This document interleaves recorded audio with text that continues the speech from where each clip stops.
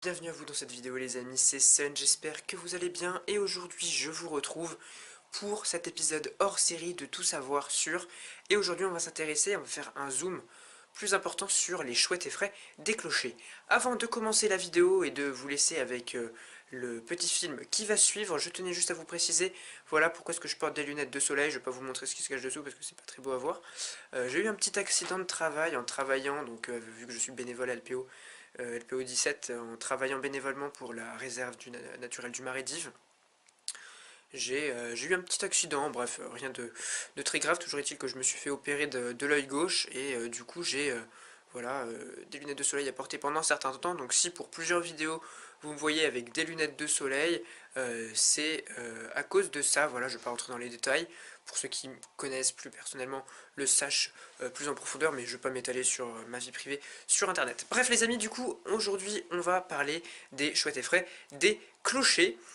Vous allez voir un petit peu son mode de vie, de quoi il se nourrit, son nombre, enfin comment, où est-ce qu'il se situe en France et dans le monde, et puis en Europe surtout. Et puis il y aura quelques photos, et puis il y aura aussi une partie un petit peu plus théâtralisée dans le sens où j'ai essayé de rajouter voilà, des vidéos et des photos que j'avais pu filmer lors du tournage du documentaire. On avait pu poser un piège photographique au niveau d'un nichoir à Chouette et Frais dans la ferme d'un agriculteur. Et du coup, voilà, j'en ai profité pour garder ces images et en positionner quelques-unes lors de cette vidéo. Donc voilà, j'espère que ça va vous plaire les amis, je vous laisse tout de suite avec la vidéo et puis on se retrouve à la fin pour un débrief. Allez, c'est parti.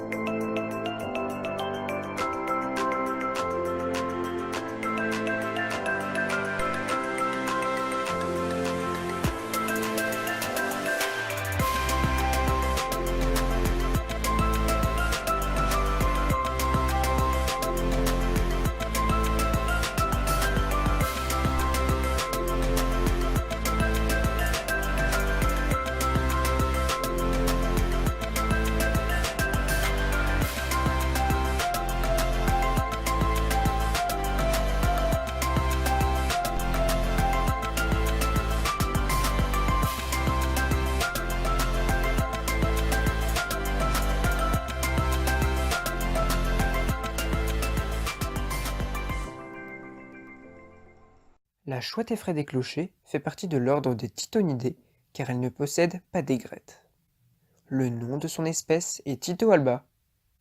Elle peut atteindre 39 cm de haut avec 93 cm d'envergure pour un poids pouvant aller de 250 g pour le mâle à 460 pour la femelle. Un poids hors norme. Mais en effet, c'est une chouette qui est facilement reconnaissable de par sa silhouette.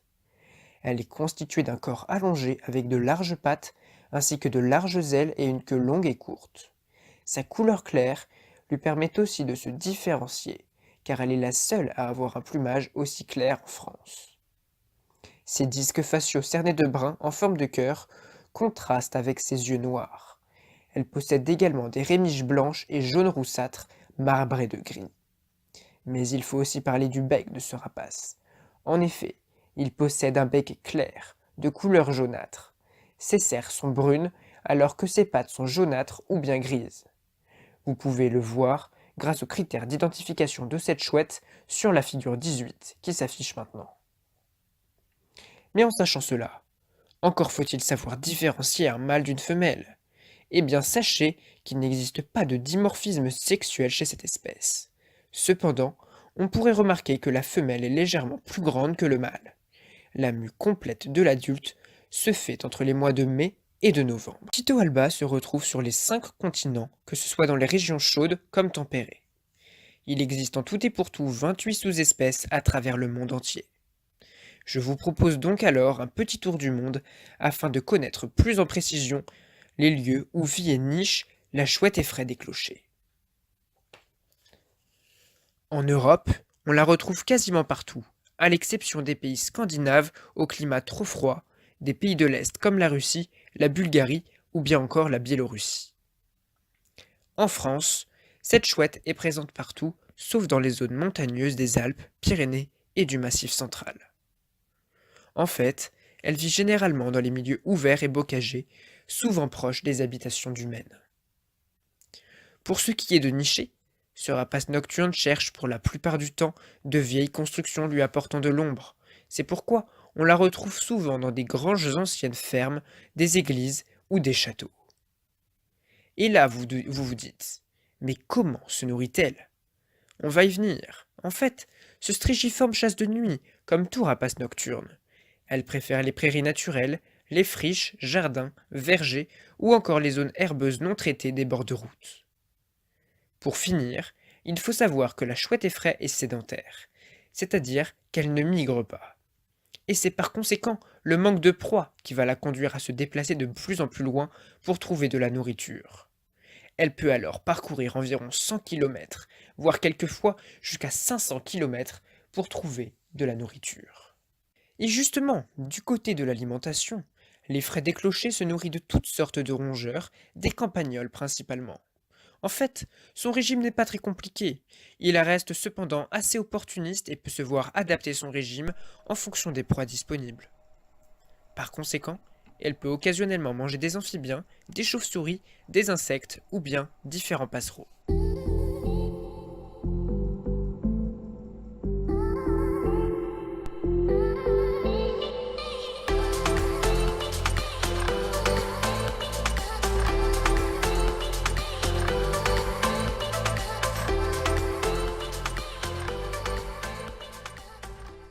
C'est en mai que la saison de reproduction débute, avec une ponte entre avril et juin. L'effraie peut pondre 4 à 7 œufs sur une période pouvant aller jusqu'à une semaine. Mais 28 jours plus tard, les œufs éclosent enfin. Les poussins resteront au nid jusqu'à ce qu'ils aient leur plumage d'adulte. Sur les œufs de départ, seuls 3 à 4 jeunes par nichée réussiront à quitter le nid familial. La femelle effraie reste au nid avec les œufs jusqu'à l'éclosion, pendant que le mâle apporte la nourriture à sa femme et par conséquent aux petits. À noter que les couples peuvent durer plusieurs saisons de reproduction, mais ne sont pas forcément unis à vie. Un peu d'éthologie ne peut pas nous faire de mal. Comment vit une chouette effraie? Eh bien, son mode de vie est contrasté entre activités journalières et nocturnes. En effet, le jour, elle s'abrite de la lumière, des intempéries et du harcèlement des autres oiseaux. La nuit, la chouette effraie commence par la chasse dès la tombée de la nuit. Puis, elle entame des phases de repos au cœur de la nuit et reprend la chasse avant le lever du jour.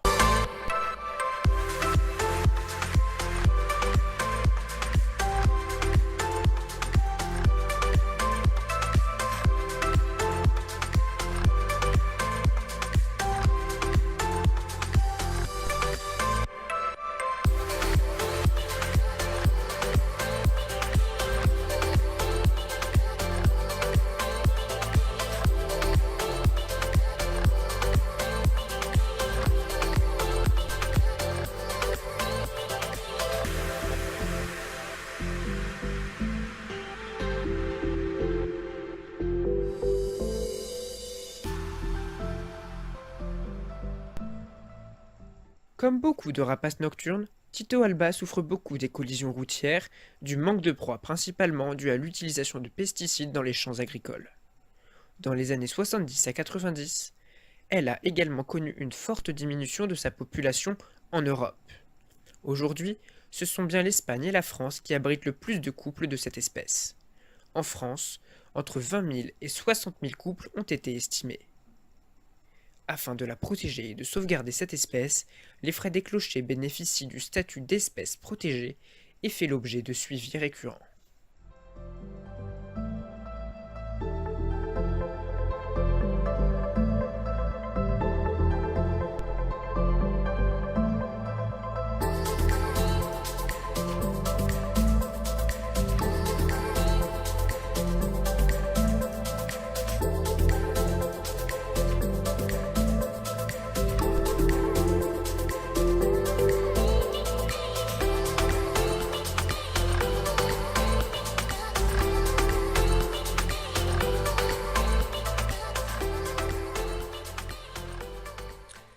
Et voilà les amis, cette vidéo s'achève ici, elle est maintenant terminée.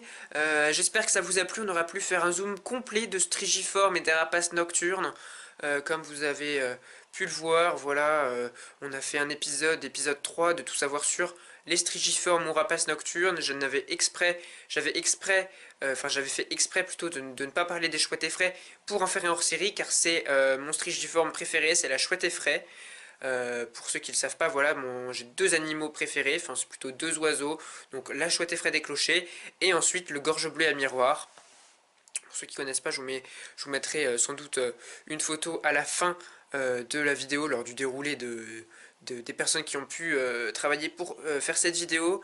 Voilà, donc vous avez appris pas mal de choses, essayez d'être le plus concret possible comme d'habitude les amis. N'oubliez pas que très prochainement je ferai un nouvel épisode de l'Instant Nature sur le comptage des oiseaux du jardin pour la période estivale. Ça se déroule le 25 et le 26 mai. Pour ceux qui sont en refuge LPO et même ceux qui ne le sont pas d'ailleurs, pensez à le faire, c'est très important, et mettez toutes vos observations sur le site de la LPO. Je vous mettrai le lien du site en description. Et puis si j'oublie, bah dites-le moi, puis je vous le mettrai en commentaire. C'est possible en général, je mets en description puis j'oublie, bref, je suis comme ça, je suis un peu tête en l'air. Donc voilà les amis, et puis surtout maintenant le principal c'est de profiter de la vie, du quotidien et de vos proches, et surtout de protéger la nature qui est votre ami, je vous le rappelle. Et nous, bah d'ici là on se dit à très bientôt pour une prochaine vidéo, c'était Sun, ciao.